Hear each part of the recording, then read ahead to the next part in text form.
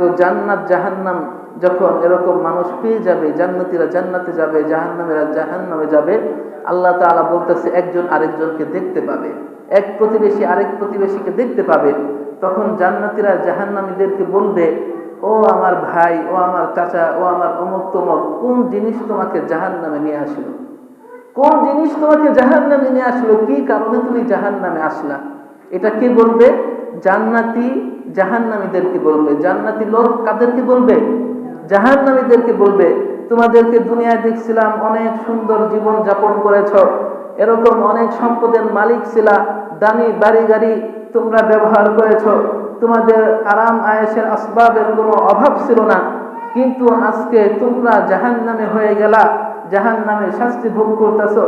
আর আমরা দুনিয়াতে ঠিক মতো খাইতে পারতাম না, পরনে সুন্দর পোশাক ছিল না, গাড়ি ছিল না, বাড়ি ছিল না, কোন রকম কুড়ে ঘরে থাকছি। তো আল্লাহ তাআলা আমাদেরকে জান্নাতে এত নাজ নেয়ামত দিল, তো কোন জিনিস তোমাকে জাহান্নামে আনলো? কোন কারণে তোমরা আজকে জাহান্নামে আসলা? মা সালাকাকুম ফি সাকর, এটা জিজ্ঞাসা করবে। তখন জাহান্নামীরা 4টা উত্তর দিবে। কয়টা উত্তর বলেন তো? 4টা উত্তর দিবে। এই 4টা জিনিসই আমাদের জন্য শিক্ষা। 1 নাম্বার, জাহান্নামীরা বলবে ক্বালু লাম নাকু মিনাল মুসাল্লিন, ক্বালু লাম নাকু মিনাল মুসাল্লিন।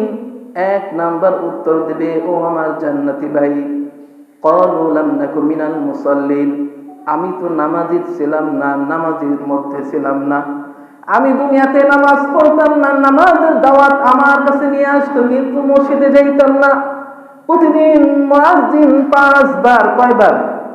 5 বার নামাজের জন্য ডাকতো, হাইয়া আলাস সালাহ, হাইয়া আলাস সালাহ, নামাজের দিকে আসো, হাইয়া আলাল ফালাহ, হাইয়া আলাল ফালাহ, কল্যাণের দিকে আসতো।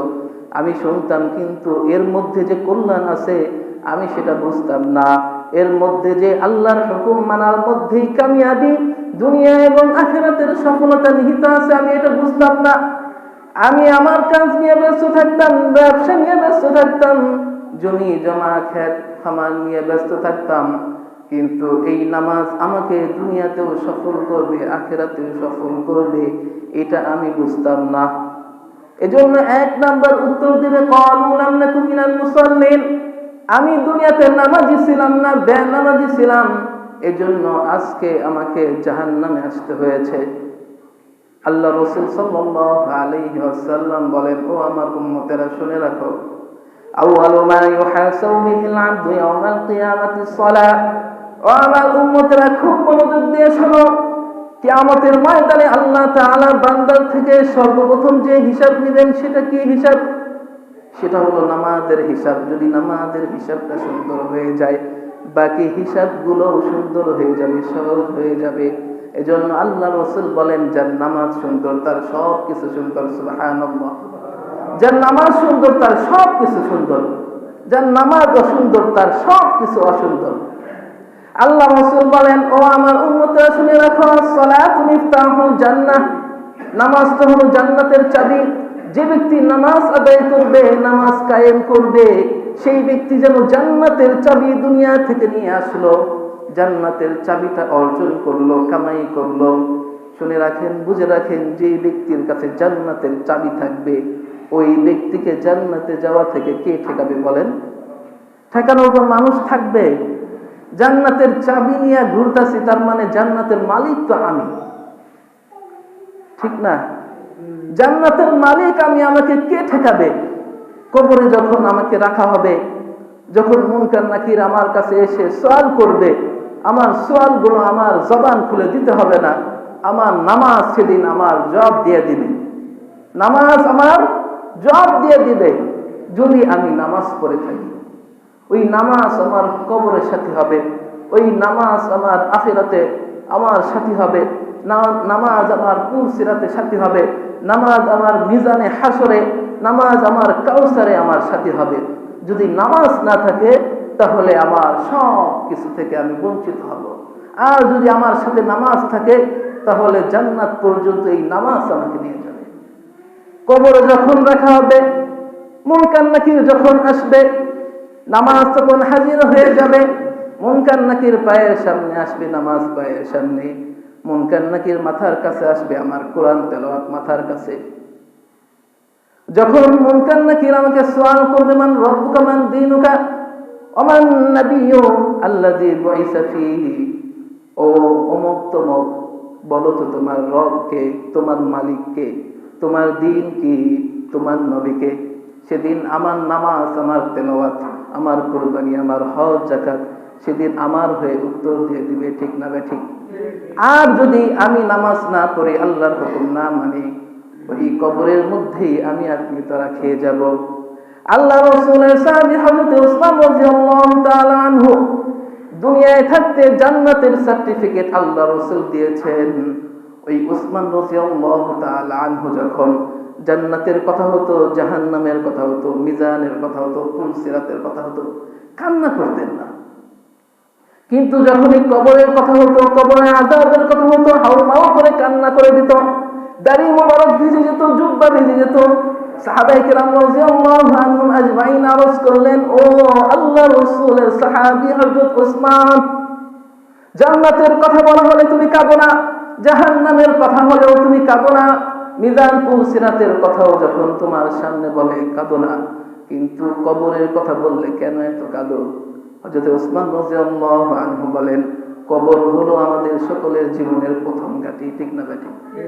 এই কবরে যদি মুক্তি পেয়ে যাই তাহলে হাসরে মুক্তি পেয়ে যাব, কবরে যদি মুক্তি পেয়ে যাই কিয়ামতের ময়দানে মুক্তি পেয়ে যাব, কবরে যদি মুক্তি পেয়ে যাই আমার আপনার আমলনামা ডান হাতে পেয়ে যাব, ঠিক না ঠিক?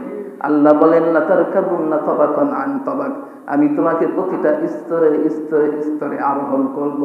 কবর থেকে হাসর, হাসর থেকে পুলসিরাত, পুলসিরাত থেকে মিজান, জান্নাত জাহান্নাম, এই সব কিছু আল্লাহ তাআলা আমাকে আপনাকে স্তরে স্তরে আরোহণ করবে। তো এক নাম্বার উত্তর তাদের, লাম নাকু মিনাল মুসাল্লিন, আমরা তো মুসল্লি ছিলাম না। আল্লাহর হাবিব বলেন, ও আমার উম্মতেরা শোনো, আস-সালাতু ইমাদুদ্দিন, নামাজ হলো দ্বীনের খুঁটি। ফামান আকামাস সালাহ ফাকাদ আকামাদ-দ্বীন, যে ব্যক্তি নামাজ আদায় করলো সে দ্বীনকে প্রতিষ্ঠা করলো, আর যে ব্যক্তি যে নামাজ আদায় করলো না সে দ্বীনকে প্রতিষ্ঠা করলো না, দ্বীনকে ধ্বংস করলো। নাউজুবিল্লাহ। তার মানে আপনার নামাজ আছে, আপনার দ্বীন আছে, নামাজ আছে, দ্বীন আছে, দুনিয়া ঠিক আছে, নামাজ নাই, দ্বীন নাই। আপনার নামাজ নাই, দ্বীন নাই, আপনার নামাজ নাই, আপনি দ্বীন প্রতিষ্ঠা করেন নাই।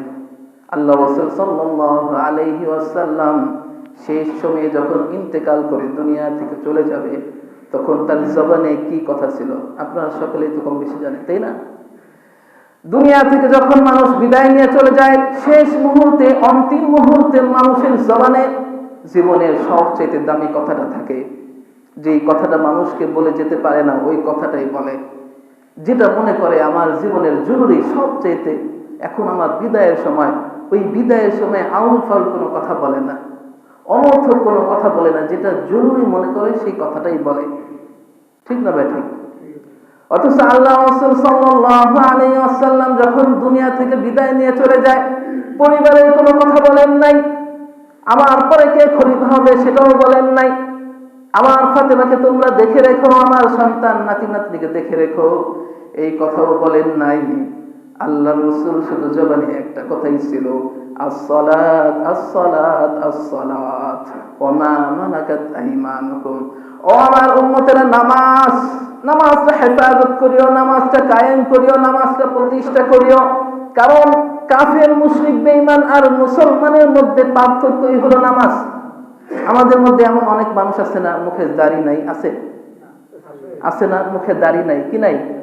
দাড়ি নাই, মাথায় টুপি নাই, আজকে জুমার নামাজ পড়তে আসছে তাও মাথায় কি নাই? টুপি নাই। মুসলমানের বাচ্চা কিন্তু মুখে কি নাই? দাড়ি নাই, টুপি পাঞ্জাবি নাই, কিচ্ছু নাই। দেখলে আপনি বুঝতেই পারবেন না এই ঠাকুরের পোলা নাকি হুজুরের পোলা, মুসলমানের বাচ্চা নাকি অমুসলমানের বাচ্চা, এটা বোঝার কোনো কায়দা নেই। কিন্তু ওই লোকটা যদি মাথায় টুপি দিয়ে মসজিদে এসে যদি নামাজ পড়ে, আপনি বলবেন নামাজ যেহেতু আদায় করছে, মসজিদে যেহেতু আসছে, এটা হিন্দুর ছেলে হবে না, ঠিক না ভাই ঠিক? মসজিদের সাথে যার সম্পর্ক সে কখনো খ্রিস্টানের সন্তান হতে পারে না, ইহুদি মালাউনের সন্তান হতে পারে না, ঠিক না ভাই ঠিক? তাহলে নামাজ এটা হলো আল ফারকু বাইনাল মুমিন ওয়াল কাফির, মুমিন এবং কাফিরের মধ্যে এটা পার্থক্য সৃষ্টিকারী।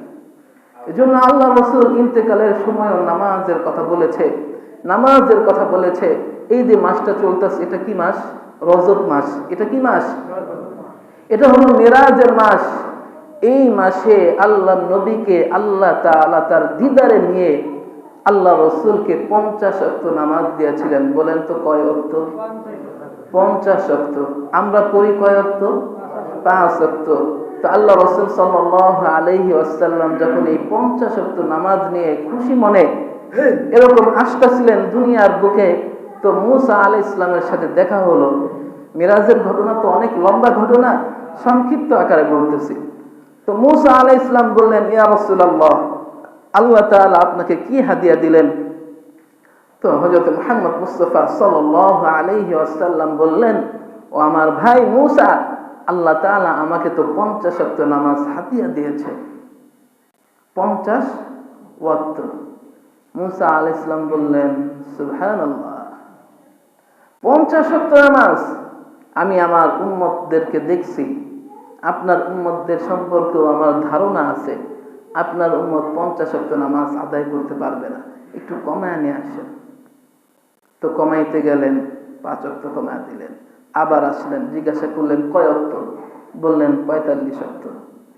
বললেন না না, আরো কমাতে হবে, 45 ওয়াক্ত আপনার উম্মত পড়তে পারবে না, কমান, একটু যান, আরেকবার যান, কমায় আসেন। কমাইতে কমাইতে কমাইতে কমাইতে 5 ওয়াক্ত। তো বললেন আপনার এখন বর্তমানে কয় ওয়াক্ত আছে? 5 ওয়াক্ত। তো মুসা আলাইহিস সালাম বললেন, আপনার উম্মত এই 5 ওয়াক্ত পারবেন, আপনি আরো কমায় আসেন।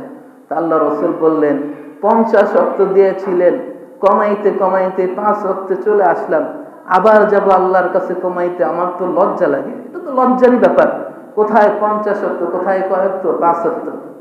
আল্লাহ তাআলা জানিয়ে দিলেন, ও আমার হাবিব, ও মুহাম্মদ মুস্তাফা সাল্লাল্লাহু আলাইহি ওয়াসাল্লাম, তোমার উম্মত যদি এই 5 ওয়াক্ত নামাজ আদায় করে, তাহলে আমি আল্লাহ তাআলা ওই উম্মতের উপরে, আমার ওই বান্দার উপরে খুশি হয়ে তাকে 50 ওয়াক্ত নামাজের সওয়াব লিখে দেব। সুবহানাল্লাহ। কয় ওয়াক্ত?